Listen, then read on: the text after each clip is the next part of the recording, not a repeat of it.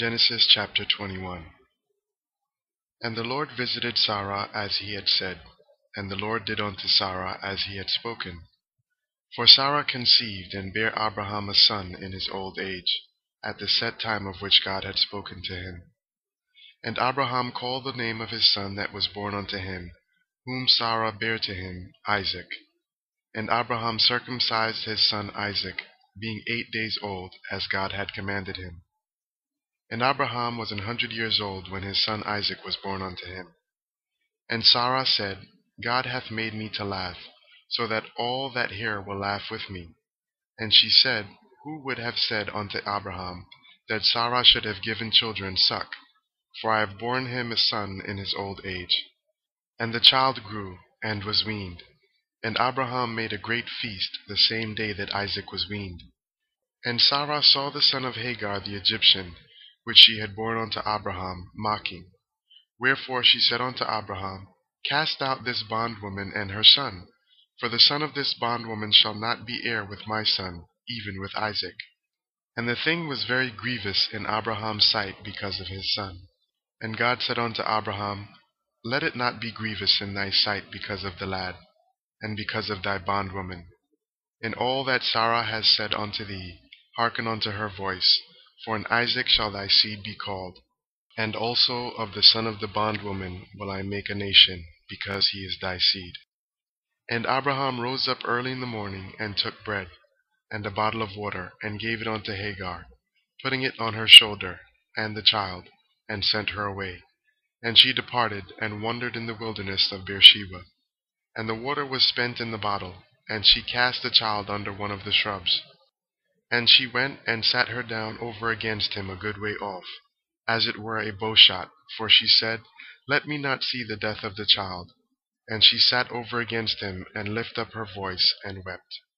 And God heard the voice of the lad, and the angel of God called to Hagar out of heaven, and said unto her, What aileth thee, Hagar? Fear not, for God hath heard the voice of the lad where he is. Arise, lift up the lad, and hold him in thine hand, for I will make him a great nation. And God opened her eyes, and she saw a well of water, and she went and filled the bottle with water, and gave the lad drink. And God was with the lad, and he grew, and dwelt in the wilderness, and became an archer. And he dwelt in the wilderness of Paran, and his mother took him a wife out of the land of Egypt. And it came to pass at that time that Abimelech and Phicol the chief captain of his host spake unto Abraham, saying, God is with thee in all that thou doest. Now therefore swear unto me here by God, that thou wilt not deal falsely with me, nor with my son, nor with my son's son, but according to the kindness that I have done unto thee, thou shalt do unto me, and to the land wherein thou hast sojourned. And Abraham said, I will swear. And Abraham reproved Abimelech because of a well of water, which Abimelech's servants had violently taken away. And Abimelech said, I wot not who hath done this thing. Neither didst thou tell me, neither yet heard I of it, but today. And Abraham took sheep and oxen, and gave them unto Abimelech, and both of them made a covenant. And Abraham set 7 ewe lambs of the flock by themselves.